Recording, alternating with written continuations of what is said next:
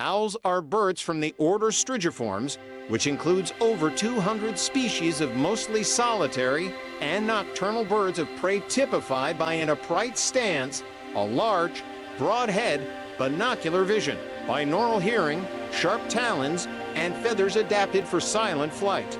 Exceptions include the diurnal northern hawk owl and the gregarious burrowing owl. Owls are divided into two families: the true or typical owl family, Strigidae, and the barn owl and bay owl family, Titanidae. Owls hunt mostly small mammals, insects, and other birds, although a few species specialize in hunting fish. They are found in all regions of the Earth except the polar ice caps and some remote islands.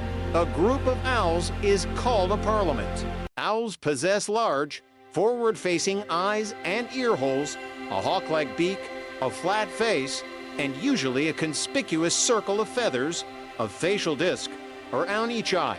The feathers making up this disc can be adjusted to sharply focused sounds from varying distances onto the owl's asymmetrically placed ear cavities.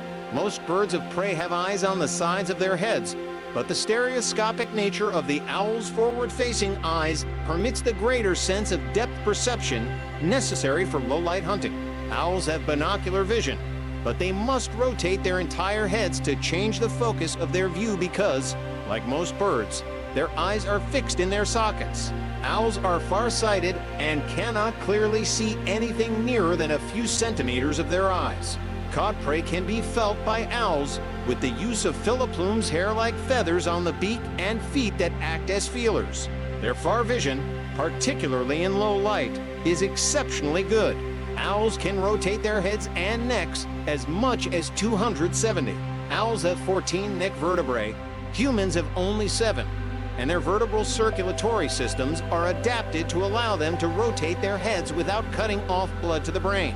Specifically, the foramina in their vertebrae through which the vertebral arteries pass are about 10 times the diameter of the artery, instead of about the same size as the artery, as is the case in humans. The vertebral arteries enter the cervical vertebrae higher than in other birds, giving the vessels some slack, and the carotid arteries unite in a very large anastomosis, or junction, the largest of any birds, preventing blood supply from being cut off while they rotate their necks.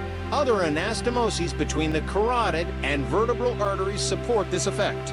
The smallest owl weighing as little as 31 grams 1 plus 332 ounces and measuring some 13.5 centimeters 5 plus 1 frin is the elf owl microthene Whitney. 6 around the same diminutive length, although slightly heavier, are the lesser-known long-whiskered owlet Xenoglolori and Tamaulipas pygmy owl Glossidium. Sanchezide 6. The largest owls are 2 similarly sized eagle owls, the Eurasian eagle owl Bubo and Blackistan's fish owl Bubo blackistoni. The largest females of these species are 71 centimeters, 28 in long, have a 190 centimeters, 75 in wingspan, and weigh for 0.2 kilograms 9+. Different species of owls produce different sounds. This distribution of calls aids owls in finding mates or announcing their presence to potential competitors, and also aids ornithologists and birders in locating these birds and distinguishing species. As noted above, their facial discs help owls to funnel the sound of prey to their ears. In many species, these discs are placed asymmetrically for better directional location. Owl plumage is generally cryptic, although several species have facial and head markings, including face masks, ear tufts, and brightly colored irises. These markings are generally more common in species inhabiting open habitats and are thought to be used in signaling with other owls in low-light conditions. Sexual dimorphism stamp from the Soviet Union. 1979 sexual dimorphism is a physical difference between males and females of a species. Female owls are typically larger than the males. The degree of size dimorphism varies across multiple populations and species and is measured through various traits, such as wingspan and body mass. One theory suggests that selection has led males to be smaller because it allows them to be efficient foragers. The ability to obtain more food is advantageous during breeding season. In some species, female owls stay at their nest with their eggs, while it is the responsibility of the male to bring back food to the nest. If food is scarce, the male first feeds himself before feeding the female. Small birds, which are agile, are an important source of food for owls. Male burrowing owls have been observed to have longer wing cords than females, despite being smaller than females. Furthermore, owls have been observed to be roughly the same size as their prey. This has also been observed in other predatory birds, which suggests that owls with smaller bodies and long wing cords have been selected because of the increased agility and speed that allows them to catch their prey. Citation needed. Another popular theory suggests that females have not been selected to be smaller like male owls because of their sexual roles. In many species, female owls may not leave the nest. Therefore, females may have a larger mass to allow them to go for a longer period of time without starving. For example, one hypothesized sexual role is that larger females are more capable of dismembering prey and feeding it to their young. Hence, female owls are larger than their male counterparts. A different theory suggests that the size difference between male and females is due to sexual selection, since large females can choose their mate and may violently reject a male's sexual advances. Smaller male owls that have the ability to escape unreceptive females are more likely to have been selected. If the character is stable, there can be different optimums for both sexes. Males are viewed as an evolutionary vanguard of a population, and sexual dimorphism on the character as an evolutionary distance between the sexes. Phylogenetic rule of sexual dimorphism states that if there exists a sexual dimorphism on any character, then the evolution of this trait goes from the female form toward the male one. Hunting adaptation. So owls are carnivorous birds of prey and live on diets of insects, small rodents, and lagomorphs. Some owls are also specifically adapted to hunt fish. They are very adept in hunting in their respective environments. Since owls can be found in nearly all parts of the world and across a multitude of ecosystems, their hunting skills and characteristics vary slightly from species to species, though most characteristics are shared among all species. Flight and feather. Sexternal video icon experiment. How does an owl fly so silently? From BBC Earth. Most owls share an innate ability to fly almost silently and also more slowly in comparison to other birds of prey. Most owls live a mainly nocturnal lifestyle, and being able to fly without making any noise gives them a strong advantage over prey alert to the slightest sound in the night. A silent, slow flight is not as necessary for diurnal and crepuscular owls, given that prey can usually see an owl approaching. Owls' feathers are generally larger than the average bird's feathers, have fewer radiates, longer pendulum, and achieve smooth edges with different raky structures. Serrated edges along the owl's remiges bring the flapping of the wing down to a nearly silent mechanism. Those serrations are more likely reducing aerodynamic disturbances rather than simply reducing noise. The surface of the flight feathers is covered with a velvety structure that absorbs the sound of the wing moving. These unique structures reduce noise frequencies above 2 kilohertz, making the sound level emitted drop below the typical hearing spectrum of the owl's usual prey, and also within the owl's own best hearing range. 20 to 23. This optimizes the owl's ability to silently fly to capture prey without the prey hearing the owl first as it flies, and to hear any noise the prey makes. It also allows the owl to monitor the sound output from its flight pattern. A great horned owl with wet feathers. Waiting out a rainstorm. Disadvantage of such feather adaptations for barn owls is that their feathers are not waterproof. The adaptations mean that barn owls do not use the uropygial gland, informally the preen or oil gland, as most birds do, to spread oils across their plumage through preening. This makes them highly vulnerable to heavy rain when they are unable to hunt. 26. Historically, they would switch to hunting indoors in wet weather, using barns and other agricultural buildings. But the decline in the numbers of these structures in the 20th and 21st centuries has reduced such opportunities.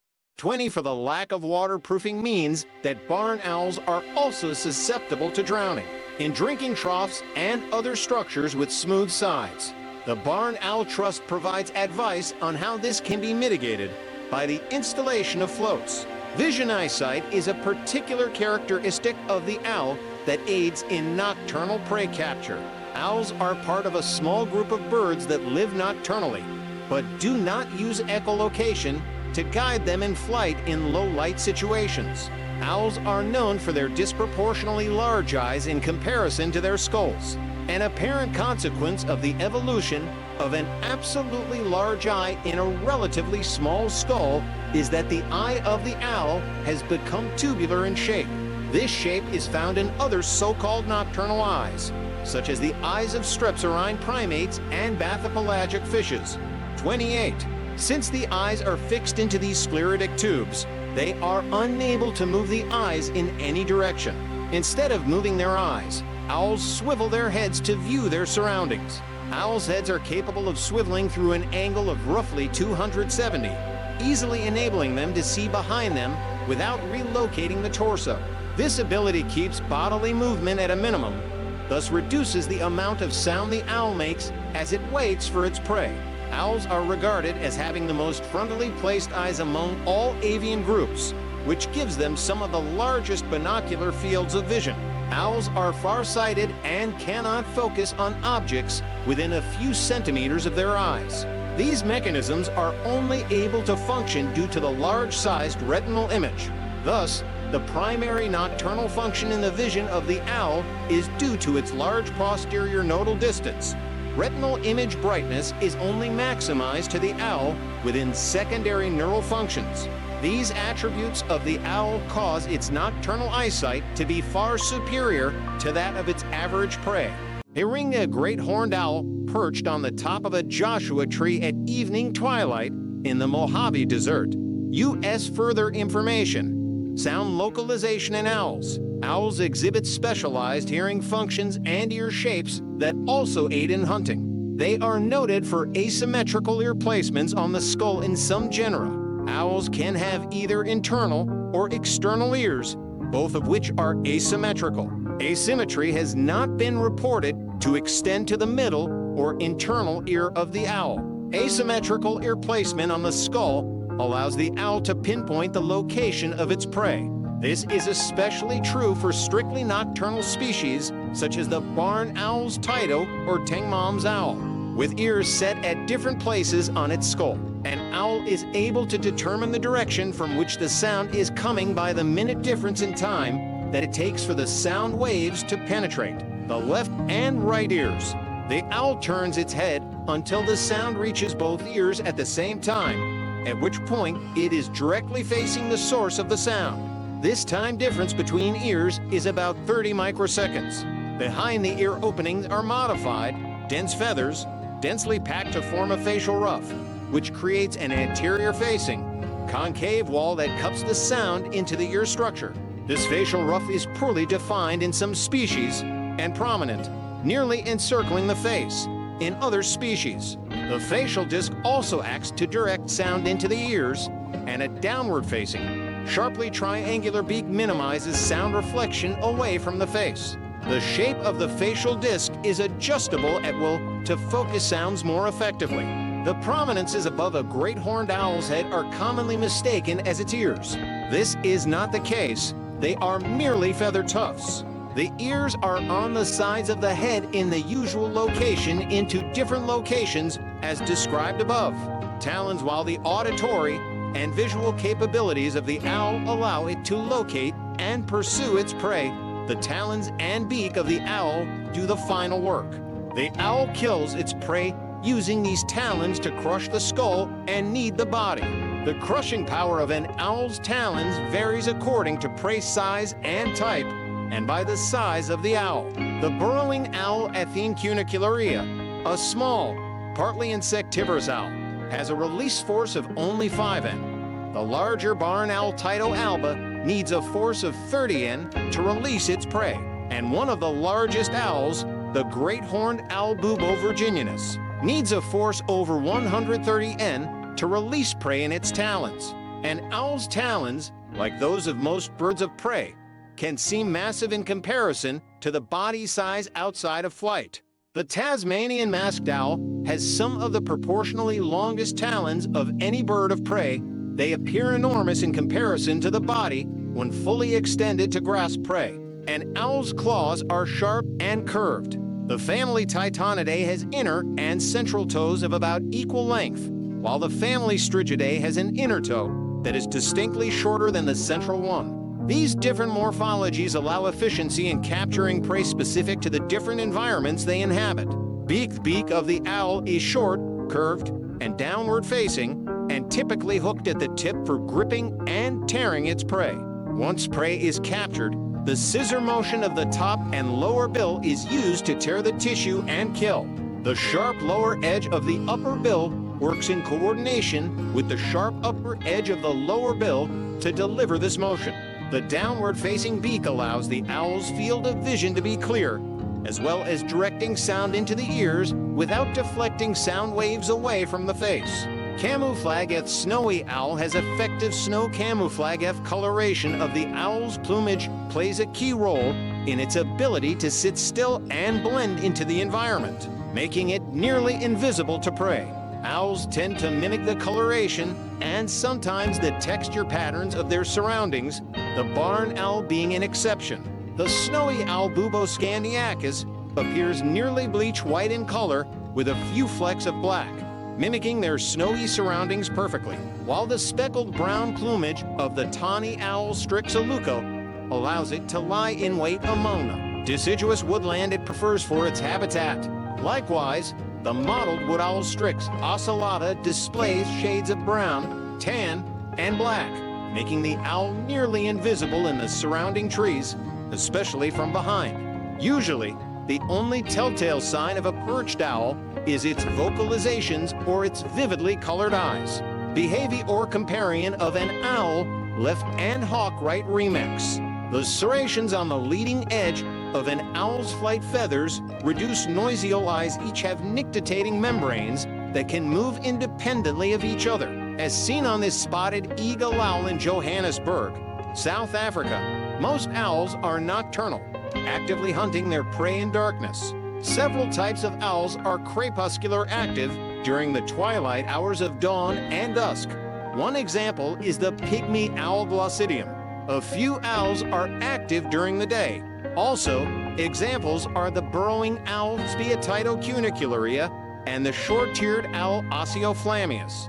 Much of the owl's hunting strategy depends on stealth and surprise. Owls have at least two adaptations that aid them in achieving stealth. First, the dull coloration of their feathers can render them almost invisible under certain conditions. Secondly, serrated edges on the leading edge of owls' remiges muffle an owl's wing beats, allowing an owl's flight to be practically silent. Some fish-eating owls, for which silence has no evolutionary advantage, lack this adaptation. An owl's sharp beak and powerful talons allow it to kill its prey before swallowing it whole, if it is not too big.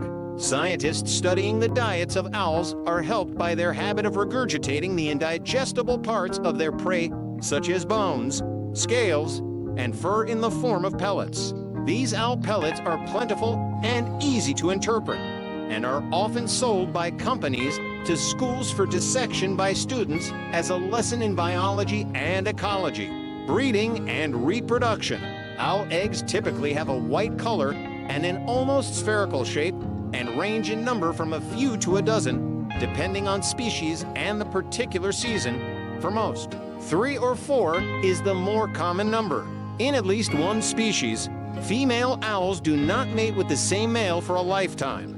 Female burrowing owls commonly travel and find other mates, while the male stays in his territory and mates with other females. Evolution and systematics of great horned owl Bubo virginianus sleeping during daytime in a hollow tree. Recent phylogenetic studies place owls within the clade Teleravis. most closely related to the Accipitrimorphae and the Coracimorphae, 3940, although the exact placement within Teleraves is disputed. Some 220 to 225 extant species of owls are known, subdivided into two families. 1. True owls or typical owls family Strigidae, and 2. Barn owls family Titanidae. Some entirely extinct families have also been erected based on fossil remains. These differ much from modern owls in being less specialized or specialized in a very different way, such as the terrestrial owl Sapphirnithidae. The Paleocene genera Bearwarnis and Ogygoptynx show that owls were already present as a distinct lineage some 60 to 57 million years ago, hence possibly also some 5 million years earlier, at the extinction of the non-avian dinosaurs. This makes them one of the oldest known groups of non-galonsaurian landbirds. The supposed Cretaceous owls Braddock-Neame and Heptasturnus are apparently non-avialan manor-raptors. During the Paleogene, the Strigiformes radiated into ecological niches now mostly filled by other groups of birds. Clarification needed.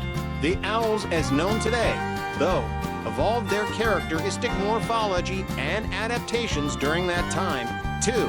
By the early Neogene, the other lineages had been displaced by other bird orders, leaving only barn owls and typical owls. The latter at that time was usually a fairly generic type of probably earless owl similar to today's North American spotted owl or the European tawny owl. The diversity in size and ecology found in typical owls today developed only subsequently. Around the Paleogene-Neogene boundary, some 25 millia, barn owls were the dominant group of owls in southern Europe and adjacent Asia at least. The distribution of fossil and present-day owl lineages indicates that their decline is contemporary with the evolution of the different major lineages of true owls, which for the most part seems to have taken place in Eurasia. In the Americas, rather, an expansion of immigrant lineages of ancestral typical owls occurred. The supposed fossil herons Ardea perplexa, Middle Miocene of Sanson, France, and Ardea lignatum, late Pliocene of Germany, were more probably owls. The latter was apparently close to the modern genus Bubo. Judging from this, the late Miocene remains from France, described as Ardea aureliensis, should also be restidae. The Mesolastridae, some of which were initially believed to be basal Strigiformes, are now generally accepted to be diurnal birds of prey showing some convergent evolution toward owls. The taxa often united under Strigogyps 46 were formerly placed in part with the owls, specifically the Sapphirnithidae. They appear to be a meganornithid instead. The ancient fossil owl, Paleoglau artifer onfer fossil species and paleosubspecies of extant taxa, see the genus and species articles.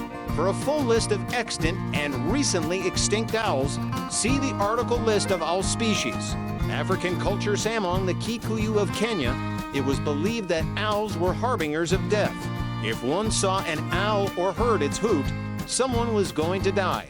In general, owls are viewed as harbingers of bad luck, ill health, or death. The belief is widespread even today. In China, owls were traditionally considered to be omens of evil or misfortune. In Japan, owls are regarded as lucky, although in ancient times they were associated with death. In India, it is associated with bad luck. 58. In Mongolia, the owl is regarded as a benign omen. In one story, Genghis Khan was hiding from enemies in a small coppice when an owl roosted in the tree above him, which caused his pursuers to think no man could be hidden there.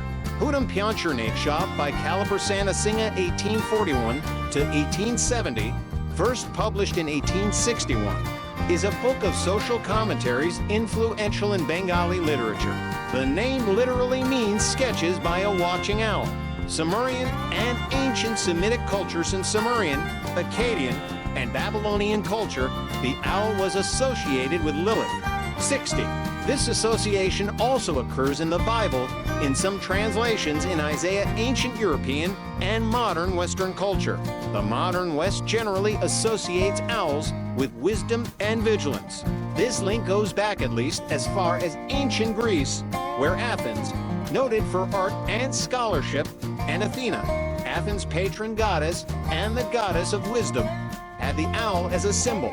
Meridian Buddhist traces veneration of the owl as a goddess, among other birds, to the culture of Old Europe, long predating Indo-European cultures.